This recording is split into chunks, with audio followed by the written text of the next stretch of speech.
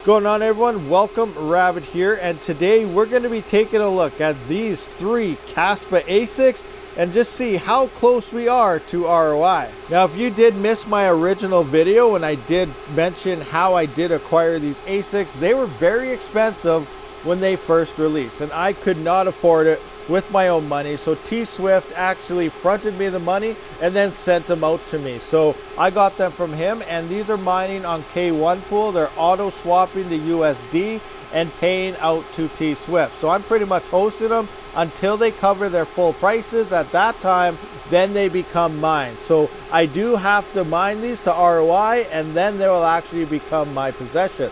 Now, you can contact T-Swift directly down in my description. He does say he can beat any competitor's price when it comes to these ASIC pricing, with shipping included. The links will be for his Discord name. He also has a Telegram channel that he just put up, as well as his Telegram name. Now, I know a lot of you guys probably don't use Telegram, but that's where he has everything set up. So what we have here is two KS2s and a single KS1.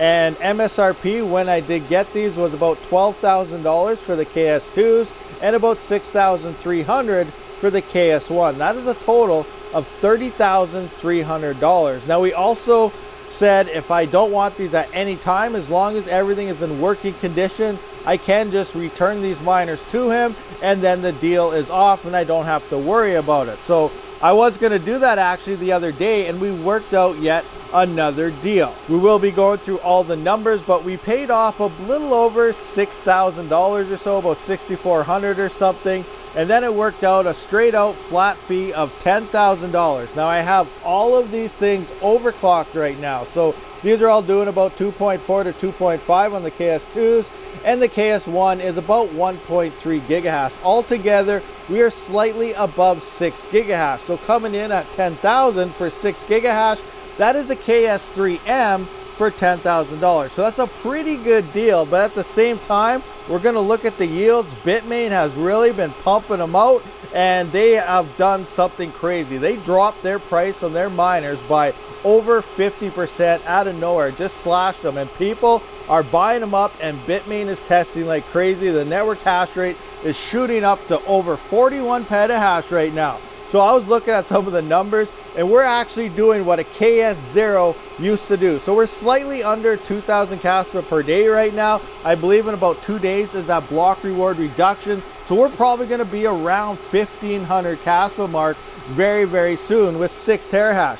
6 terahash doing 1,500 Kaspa a day is what a single KS1 at 100 gigahash used to do when they released. That is absolutely insane. So even $10,000 for 6 terahash is still looking like it kind of sucks. But that is what we got working with now. So we got about 6 terahash here and a $10,000 bill we got to pay off. Let's go take a look at the numbers and kind of show you how everything has been changing and how much these have actually mined so far. Okay, so here is my spreadsheet that I got for the 5 terahash ROI. Obviously, this is before we could do any type of overclocking. This is our starting price, $30,300. This is how much we have remaining, ticking down every day. Every time we get a price here, it automatically pulls away from this price, adds up the total, and subtracts it, equaling this number here. And this is the total amount that has been paid so far, $6,633. It also keeps getting divided by and telling me how many days I have left for ROI, which is currently sitting at 170. Now, I wish I started earlier on this and doing this, because every day I started writing down what the ROI says, because based on how much you get, network hash rate, some days are obviously more, some are less. When I first started, this was about 120 day ROI, and then every day I watched it go up. Sometimes it went up as much as like 30 days within a day because the payout was so low, and then the next one would be a little higher. So it's all over the place. So the days left isn't 100% accurate. I just kind of wanted to go based on that. It was based on how much I got paid for that day and dividing by the amount of remaining left. So I started keeping track towards the end of the days. You can see 173, then it jumped up to 199,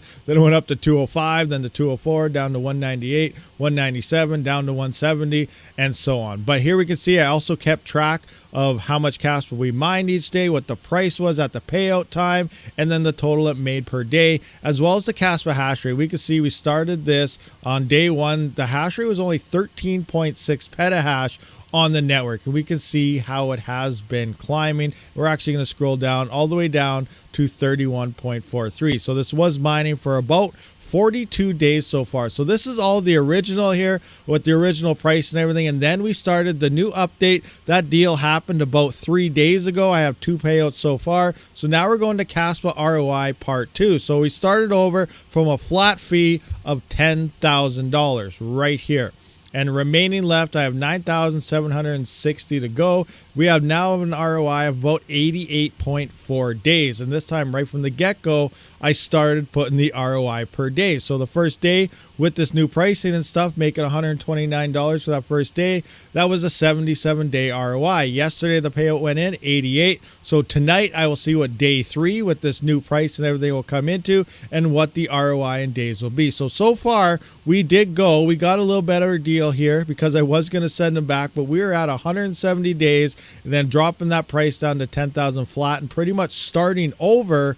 We are now at 88 days. Now, this we're probably going to be back upwards of 150 to 200 plus days again fairly soon because Bitmain is pumping out the miners and the hash rate is climbing like crazy, as well as the block reward reduction is actually happening in about 2 days time. So that's going to hit this pretty hard as well. And then every month that block reward is dropping, as long with the increase in hash rate, it's just going to start taking forever. So, I'm not expecting a 77, 88 days here. Right now it's looking not too bad, but it's probably still going to be probably 200 days plus till we see any type of ROI. Also, if we see a massive pump, that would definitely help. But here's where we're sitting at right now with the new deal and everything.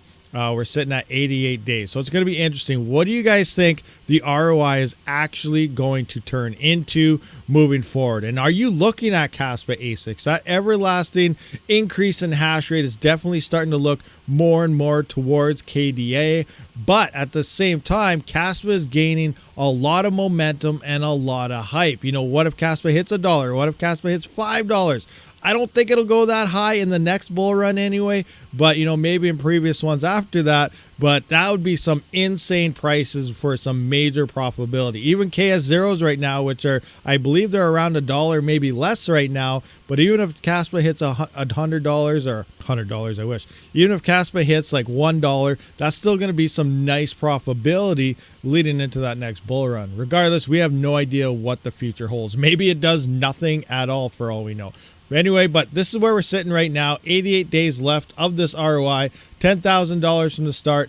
$9,760 left to go. There we have it, guys. That is where we're currently sitting with these Kaspa ASICs. Again, if you want to get a hold of T-Swift, all his contact details, Telegram channels and everything are down in that description if you're looking to purchase these things.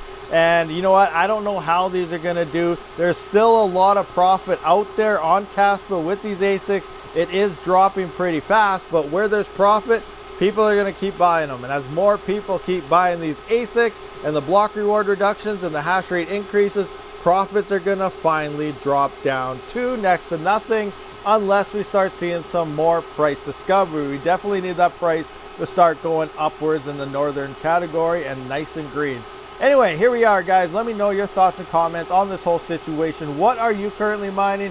What kind of hardware are you mining? Are you just staying away from ASICs? Do you like ASICs? Do you have the power to run a lot of these ASICs? Let me know down below. I will see you on the next one. Rabid out.